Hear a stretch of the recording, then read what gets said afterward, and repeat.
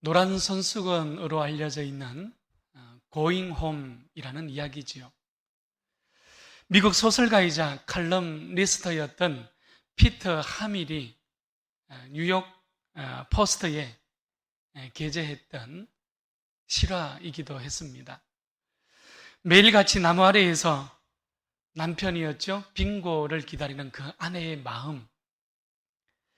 노란 손수건 하나를 걸어두면 발견하지 못하고 지나칠까 하여 온통 노란 손수건으로 그 나무를 가득히 수놓았던 그 아내의 마음.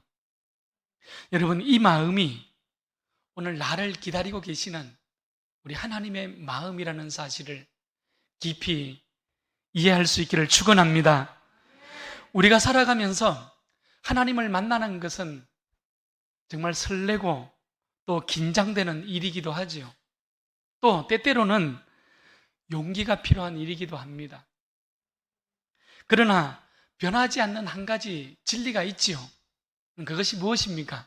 우리는 변하고, 우리는 하나님을 배반하고, 우리는 하나님을 의심하지만, 그러나 하나님은 한 번도, 단 한순간도 그 노란 손수건을 거두신 때가 없는 신실하신 하나님이라는 사실을 우리는 보게 되는 것이지요. 할렐루야.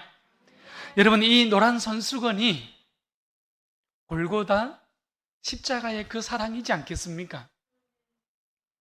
우리가 알거니와 하나님을 사랑하는 자, 곧 그 뜻대로 부르심을 입은 자들에게는 모든 것이 합력하여 선을 이루느니라. 로마서 8장 28절 말씀이죠. 바울의 거룩한 고백이기도 합니다. 나는 흔들리고, 나는 변하고, 나는 신실하지 못하지만, 그럼에도 하나님은 나를 교회로, 나를 성도로, 나를 믿는 자로 불러주셨음을 믿습니다. 하나님의 뜻대로 모든 것이 합력하여서 선을 이루어 가시는 줄을 확신할 수 있기를 바랍니다. 이런 놀라운 하나님의 말씀과의 만남이 오늘 이 밤에 우리 모두에게 함께 할 수 있기를 축원합니다. 여러분, 아모스는 돌아오지 않는 이스라엘 백성들을 향하여서 하나님을 예배하는 베델로 가서 하나님께 제물을 드리고 예배했던 바로 그 길갈로 가서 너희의 죄를 더하라, 이렇게 지적했다고 할까요? 이렇게 그 탄식의 목소리를 외쳤지요. 형식은 남았지만 하나님은 사라진 예배였습니다.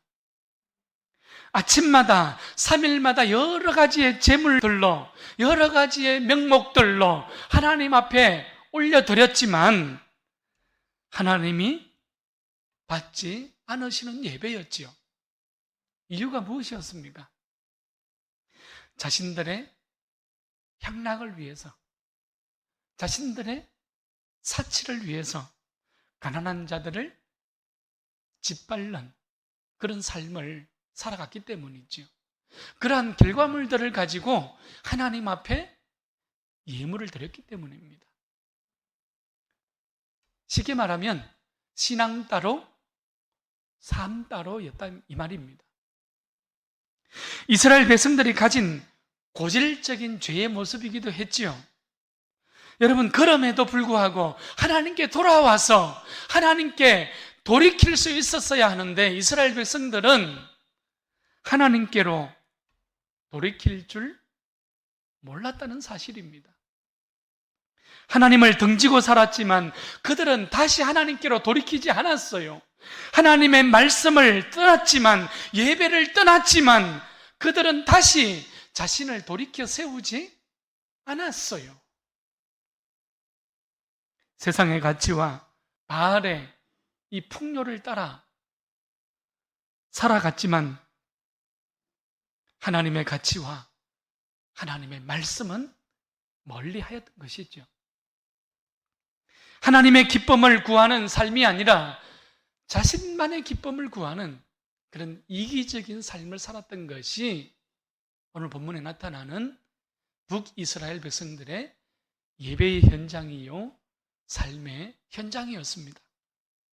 그러니 하나님의 개입이 생겨나게 되는 겁니다. 하나님께서 역경을 주시지요. 하나님께서 환난이 찾아오기도 합니다. 눈물이 흐르지요. 그럼에도 돌아서지 않는 거예요. 어려움을 주신 하나님을 기억하고 돌아서야 하는데, 회개의 기회로 삼고 그 눈물의 자리를 다시 하나님께로 되돌려 세워야 하는데 계속 고집을 피웁니다. 계속해서 자신의 욕심을 붙잡습니다. 여러분, 그런데 또 다른 역경이 몰려오지요. 또 다른 눈물이 흐릅니다. 오늘 이러한 모습이 오늘 본문에 나오고 있는 우리가 읽었던 북이스라엘 백성들의 말씀인 것입니다. 그들의 모습이에요. 아모스는 오늘 본문에서 너희가 내게로 돌아오지 아니하였느니라, 여호와의 말씀이니라. 여러분이 이 말씀을 5번이나 연속해서 반복하고 있습니다. 6절에서 8절, 9절, 10절, 11절에서 각각 5번이나 반복하고 있지만 여전히 돌아서지 않는 이스라엘 백성들의 굳은 마음, 하나님을 등진 그들의 신앙을 우리는 보게 하고 있습니다. 6절에서는 기근에 대한 재앙이 선포되어졌지요. 7절과 8절에서는 가뭄입니다. 9절에서는 곡식이 마릅니다. 팥죽이로 일컫는 병풍해가 임하였지요. 더 이상 수확하여 그들 곡식이, 그들 열매가 없습니다. 10절에서는 전염병과 전쟁이 임하였지요. 그리고 마지막 11절에서는 그동안 애쓰고 수고해서 세웠던 모든 성읍들이, 그토록 지키려고 힘썼던 그 성읍이 파괴되어지고 무너져 내렸습니다. 모든 것이 허물어져 내린 것입니다. 여러분, 이 재앙의 사건들을 우리는 오늘 영적으로도 볼 수 있어야 합니다. 여러분, 단순히 역사의 하나의 사건이 아니라 오늘 이 시대를 살아가는 우리에게 있어서 하나님께서 나의 인생의 삶을, 내 신앙의 모습을 다시금 볼 수 있게 하는 말씀이 되어야 한다는 사실입니다. 하나님께로 돌아서지 않으니 세상의 유혹이, 마귀의 유혹이 끊임없이 반복해서 찾아옵니다. 어려움의 강도가 점점 거세지는 것이지요. 여러분, 오늘 특히 7절, 8절 말씀을 보게 되면 이런 말씀이 나오지요. 또 추수하기 3달 전에 내가 너희에게 비를 멈추게 하여 어떤 성읍에는 내리고 어떤 성읍에는 내리지 않게 하였다. 여러분, 아모스는 가뭄이 시작되고 있는 그 시기를 아주 구체적으로 지금 기록해주고 있습니다. 추수하기 3달 전이라는 거예요. 추수하기 3달 전은 어떤 때입니까? 여러분, 곡식들이 자라고 열매를 맺기 위해서 가장 많이 비를 필요로 하는 때가 3달 전이지 않습니까? 그런데 바로 그때에 가뭄이 들어서 열매를 맺지 못합니다. 열매를 맺을 것이 없어요. 여러분, 이것이 우연이겠습니까? 하나님의 바로 그러한 개입의 사건이라는 것을 우리는 놓치지 말아야 하는 것이죠. 그동안 수고하고 애쓰고 땀 흘린 인간의 모든 수고가, 그 뜨거운 여름에 애쓰고 수고하고 쌓아 올렸던 그 모든 수고가 한순간에 허사로 돌아가는 그런 순간이 되고 있는 것이에요. 또 어떤 성읍에는 비가 내리고 또 어떤 성읍에는 비가 내리지 않게 하였다, 이렇게 말씀합니다. 하나님의 재앙이지요. 모든 지역에 비가 오지 않았으면 이스라엘 백성들은 이 가뭄에 대하여서 그 가뭄의 의미를 생각하지 않았을 것입니다. 그런데 하나님께서 구별을 하신 것입니다. 마치 애굽의 사건에서 보여지는 것과 같지요. 애굽 땅과 이스라엘 백성들이 머물고 있는 고센 땅을 하나님께서 구별하셨다는 사실입니다. 우리는 반복되는 어려움 속에서, 지속되어지는 환난의 자리 속에서 누구를 기억해야 할까요? 하나님을 기억할 수 있기를 바랍니다. 하나님의 말씀을 기억할 수 있기를 바랍니다. 여러분, 말씀 앞으로, 예배 앞으로 돌아올 수 있어야 하는 거예요. 하나님께서 개입하셨는데 내 힘으로 그것이 해결되겠습니까? 여러분, 하나님이 작정하셨는데 세상의 방법으로 그것이 풀리겠습니까? 오늘 6절부터 11절까지의 이 재앙들을 가만히 살펴보면 작은 것에서부터 점점 강도가 강해지고 있다는 사실을 우리는 또 발견해 보게 됩니다. 처음 6절에는 그저 먹을 양식이 떨어졌어요. 자, 그런데 수확을 앞둔 그 시기에 가뭄이 오고 깐부기 재앙과 팥중이 재앙이 찾아오지요. 여러분, 팥중이 재앙을 통하여서 더 이상 수확할 열매가, 채소가 남지를 않았습니다. 마치 이 메뚜기 떼와 같은 재앙이기도 합니다. 여러분, 과학이 발달한 지금도 아프리카, 인도, 중국에 있어서 그 지역에 메뚜기 떼가 출현을 하면 선설 수 있는 방법이 없다고 이야기합니다. 옛날 이야기가 아닌 것이죠. 지난 5월이지요. 한 열흘 전에 뉴스를 보니까 이 메뚜기 떼가 인도 지역에 출몰을 했어요.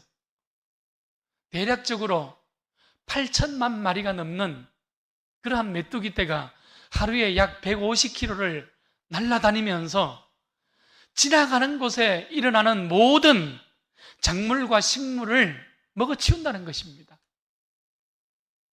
그 메뚜기 떼가 하루에 먹는 그 식량의 양이 사람이 3만 5천 명이 하루 먹을 양식을 먹는다는 거예요. 어마어마한 양이지 않습니까? 그런데도 너희가 내게로 돌아오지 아니하였느니라, 여호와의 말씀이니라. 여러분, 그럼에도 불구하고 이스라엘은 돌아서지 않았어요. 그 사람들은 하나님의 말씀 앞으로 돌아오지 않았습니다. 어제 오늘의 이야기가 아닙니다. 우리는 여기서 무엇을 보게 되는 것입니까? 인간의 죄성을 발견해 볼 수 있게 되는 거예요. 여러분, 인간은 하나님을 거부합니다. 인간은 빛을 싫어하는 거예요. 왜 그렇습니까? 부담스러우니까요. 불편하니까요. 그러니 전쟁이 일어나고 청년들이 칼에 죽습니다. 썩은 시체로 악취가 코를 찌릅니다. 성읍은 무너지고 처참한 현실을 경험하게 되는 거예요. 그것이 오늘 우리가 읽었던 본문에 나오는 하나님의 재앙의 모습이 되는 것입니다. 오늘 12절로 가보십시오. 그러므로, 결론의 말씀이죠. 그러므로 이스라엘아, 내가 이와 같이 내게 행하리라. 내 하나님 만나기를 준비하라. 여러분, 어떤 느낌이 듭니까? 무서운 말씀이죠. 히브리어 원어로 보게 되면 오늘 하나님 만나기를 준비하라, 이 말은 하나님과 대적하여 맞서 싸울 준비를 하라, 이런 의미가 되는 것입니다. 하나님의 재앙과 하나님의 진노를 마주쳐서 싸울 준비를 하라는 거예요. 여호와를 만나는 것이 사는 길이지 않습니까? 여호와를 만나는 것이 희망의 길이요 생명의 길인데, 오늘 본문에서는 마치 재앙과 마주서서 하나님을 대적하여 싸우라고, 하나님을 마주하여서 그 재앙을 쏟아붓는 하나님과 대적하여 싸우는 그러한 준비를 하라는 아모스의 탄식의 소리를 우리는 또 발견해 보게 되는 것입니다. 여러분, 진노하신 하나님의 모습이지요. 이스라엘의 반복된 배신이지요. 이스라엘의 회개할 줄 모르는 고질적인 죄에 대한 하나님의 반응입니다. 우리 하나님은 사랑입니다. 그러나 동시에 하나님은 공의와 정의의 하나님이시기도 합니다. 여러분, 우리는 이 사실을 잊지 말아야 합니다. 지금 하나님을 등진 이스라엘, 말씀을 떠난 이스라엘, 예배의 형식은 남아있지만 그들의 마음은 하나님께로부터 등을 돌린 그 이스라엘을 향하여서 이제 하나님은 더 이상 사랑의 하나님이요 축복의 하나님이 아니라 재앙의 하나님이요 정의의 칼을 휘두르시는 하나님으로 하나님께서 돌아서시겠다는 바로 그 말씀이 되는 것입니다. 자, 그런데 보십시오. 이스라엘이 정말 하나님께서 이스라엘을 정말 미워하고 하나님께서 정말 이스라엘에게 재앙을 내리게 하고 하나님께서 정말 이스라엘을 힘들게 하고 그들을 멸망하기를 원하셨다면 오늘 하나님께서 아모스를 통하여 이런 사실을, 이런 하나님의 계획이지요, 이런 하나님의 말씀을 알려주셨을까요? 여러분, 아니지요. 하나님께서 여전히 돌아오기를 기다리시니까, 하나님께서 여전히 이스라엘을 사랑하고 계시니까 노란 손수건을 매달고 매일 그 동구박을 쳐다보며 그 남편을 기다리는 그 아내처럼 오늘 하나님의 그 모습이 여기에서 발견되어지고 있는 거예요. 여전히 사랑하니까, 여전히 기다리니까, 여전히 돌아오기를 애타게 사모하고 있으니까 아모스를 보낸 것입니다. 사랑하니까 너희가 돌아오지 아니하였느니라, 그러니 다시 돌아오라, 이 말씀이 되는 거예요. 사랑하니까 하나님의 마음을, 하나님의 메시지를 전하고 있는 것이에요.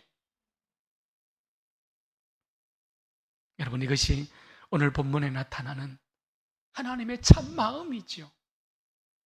하나님의 말씀에 참된 의도이지요. 재앙이 아니라 하나님의 축복의 자리로 다시금 돌아오라는 하나님의 그 안타까운 마음이지 않겠습니까? 여러분, 그러니 보십시오. 오늘 내가 마주서 있는 눈물의 자리, 내가 마주서 있는 고난의 그 자리, 내가 마주서 있는 그 아픔의 자리가,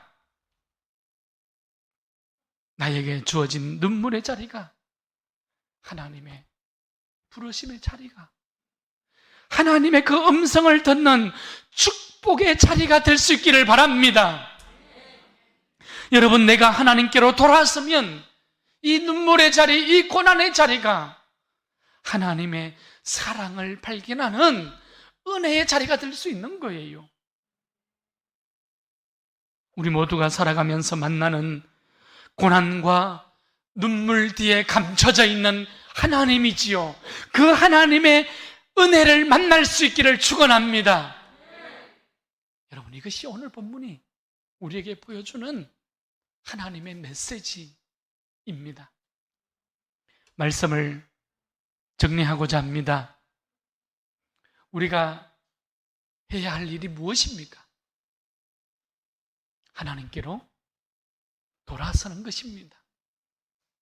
다시금 하나님께로 나의 인생을, 나의 신앙을, 나의 예배를 되돌려 세워놓는 것이에요. 우리는 다시 하나님께로 돌아서야 하는 것입니다. 하나님께서 그 모든 하나님의 약속이지요, 하나님의 언약이지요, 그 언약을 청산하기 전에, 하나님의 말씀이 재앙이 되어 불어오기 전에 우리는 하나님을 만날 준비를 해야 하는 것입니다. 오늘 본문에서 5번이나 반복되는 단어가 돌아오라는 말씀이었습니다. 여러분, 이 돌아오라는 것은 슈버라는 히브리어입니다. 다시 돌아오다, 다시 돌이키다, 다시 회복하다, 다시 대답하다, 다시 회개하다, 이런 뜻을 가지고 있는 단어가 슈버라는 단어입니다. 하나님의 대적하는 그 자리에서, 하나님을 등진 그 자리에서, 예배가 무너지고 기도가 무너진 그 자리에서 세상의 가치를 붙들고 나의 가치를 붙들고 있는 그 자리에서 어떻게 하라는 거예요? 슈버하라는 것입니다. 다시 돌아서라는 거예요. 다시 회개하라는 것입니다. 다시 대답하라는 것입니다. 다시 응답하라는 거예요. 아모스는 오늘 13절 끝부분에서 이 시대의 역사의 통치자가 누구인가? 내 인생의 참 주인은 누구인지, 공의로운 심판자가 누구인지 아모스는 분명하게 우리에게 말씀해주고 있습니다. 아침을 어둡게 하며 땅의 높은 데를 밟는 이는 그의 이름이 만군의 여호와이시니라. 여러분, 우리 하나님은 아침을 어둡게 할 수 있는 전능하신 하나님이십니다. 그러나 내가 아무리 칠흑 같은 어두움에 서 있다 할지라도 하나님께서는 그 어두움을 넉넉히 밝히실 수 있는 하나님이시기도 합니다. 여러분, 우리 하나님은 땅에서 아무리 높이 세운 것이라 할지라도 그것을 발 아래에서 티끌과 같이 만들 수 있는 전능하신 하나님이십니다. 그러나 우리 하나님은 내가 아무리 깊은 수렁에 빠져 있다 할지라도 다시 나의 인생을, 다시 우리의 생명을 끌어올릴 수 있는 하나님이십니다. 할렐루야. 그것이 오늘 본문의 말씀이에요. 하나님께로 돌아서면 되는 거예요. 하나님께로 돌아서면 성공할 수 있는 거예요. 하나님께로 돌아서면 우리는 살 수 있는 것입니다. 그것이 기도의 자리지 않습니까? 여러분, 내 기준이 아니라 하나님이 받으실 만한 예배로 다시 돌아설 수 있기를 축복합니다. 그 찬송과 그 기도의 자리로, 그 말씀의 등불을 밝히는 믿음의 자리로 다시 돌아설 수 있기를 바랍니다. 이런 크신 은혜가 참된 예배의 자리에서부터 일어나는 거룩한 회복이 오늘 우리 모두에게, 우리 교회 위에, 이 역사 위에 충만할 수 있기를 축원합니다.